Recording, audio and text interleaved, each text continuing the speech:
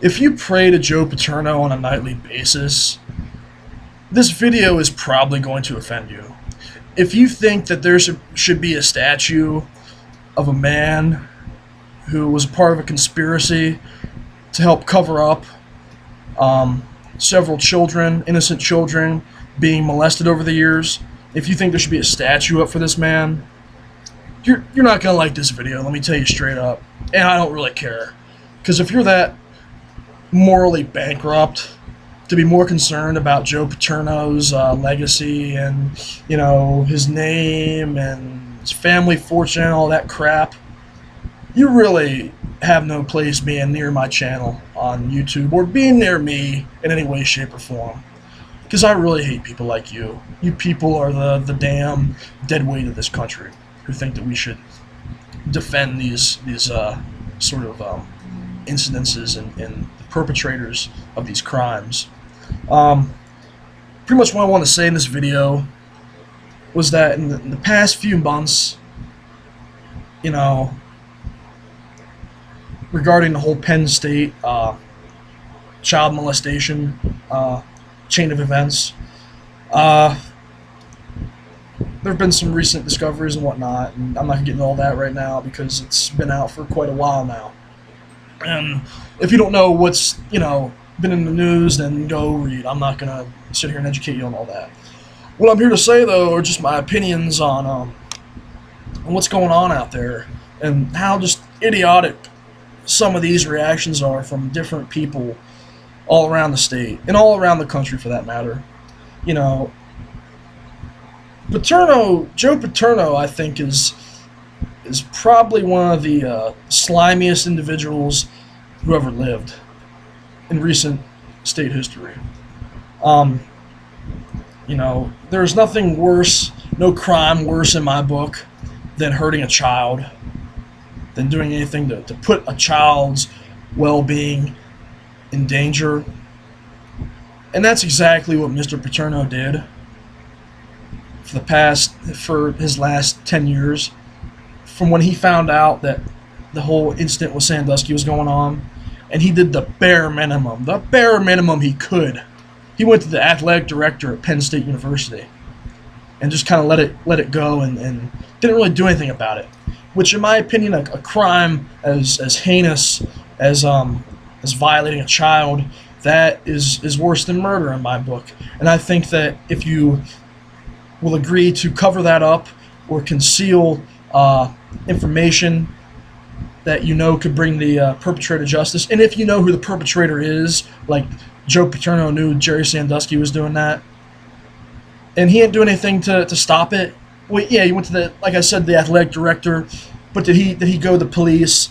Did he do anything himself? Did he investigate himself? Was he vigilant about it? No, he was concerned about his fucking football team and the university, their names getting in the papers, their reputations, this and that. And, it shows you how it's after his death, people discover what kind of a slimeball Paterno was for doing that, for covering up Sandusky all those years, and for not doing anything to bring him to justice, to think about the permanent damaging effects Sandusky had on those children he violated. Do you think Joe Paterno, that even crossed his mind? I mean, I was reading an article before he died about a year ago when he got fired from Penn State. And I was reading an article saying, well, I didn't even know, and Paterno said in the article, well, I didn't even know that, rape could exist between two men. What the fuck have you been doing, Paterno? I know the guy was about 95 years old or something like that, but the thing is, I mean, that's biblical. That goes back to, Sodom and Gomorrah. That's why, if you read the book of Genesis, why Sodom was destroyed. It's because there was men and men having sex. That's why it's called sodomy, of course. So Joe Paterno is going to sit here and lie to the American people, freaking saying that he didn't know that even existed, when he's covering up this slimeball Sandusky, who played on the weakness of kids, who played on the kids who he knew were the ones that were weak and didn't have a strong family at home to back them up. It's fucking evil, man. That shit's fucking evil. And Joe Paterno, I hope you're burning in the 9th circle of hell right now, where Jerry Sandusky will be when he dies, for what you did and what you didn't do.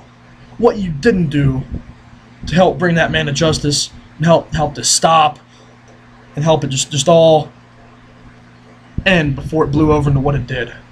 And if Joe Paterno didn't, just keep it hush-hush for all that time, there's a good chance that some of those boys might have been saved. There's a very good chance that at least one of those boys might have been saved.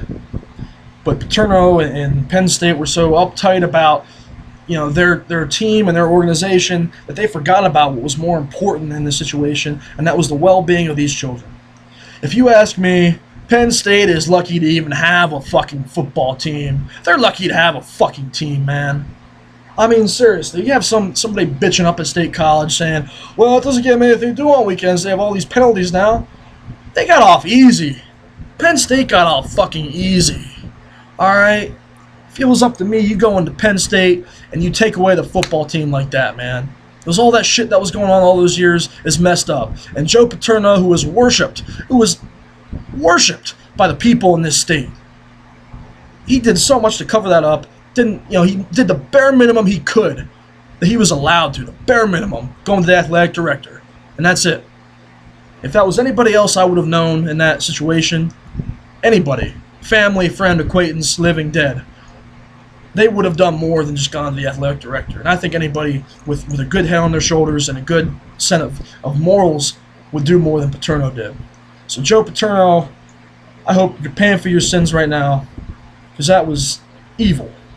That was evil. To stand by when you know something is going on, to stand by and do the bare minimum like that, that is just as bad as being the perpetrator yourself, in my book. So I hope people kind of got my opinion on this. Something I feel heated about, strong about, and I hope that it never happens again. Obviously, this incident at Penn State, it never happens anywhere else, because it was sick, it was wrong, and then the guys up there like Paterno, those bigwigs, who were rightfully punished, and hopefully they got the message across by tearing that sick man statue down and tearing down that team to the bare minimum, which they're even lucky to have. They're even lucky to have a football team nowadays. They should have gone in there and just stripped the entire team of everything, which they did. They should have stripped them more of, though, because that was uncalled for. And I think that the truly, for those people to understand the severity of the crime, that the punishment needs to be so severe, and I think it needs to be a mass punishment that will affect a lot of people, because that was not right what was going on. And I don't care, no football team, the welfare of a football team does not come before the welfare of an innocent child. And that's my point I want to make. If there's one thing to take away from this video, it's that. So thank you. Goodbye.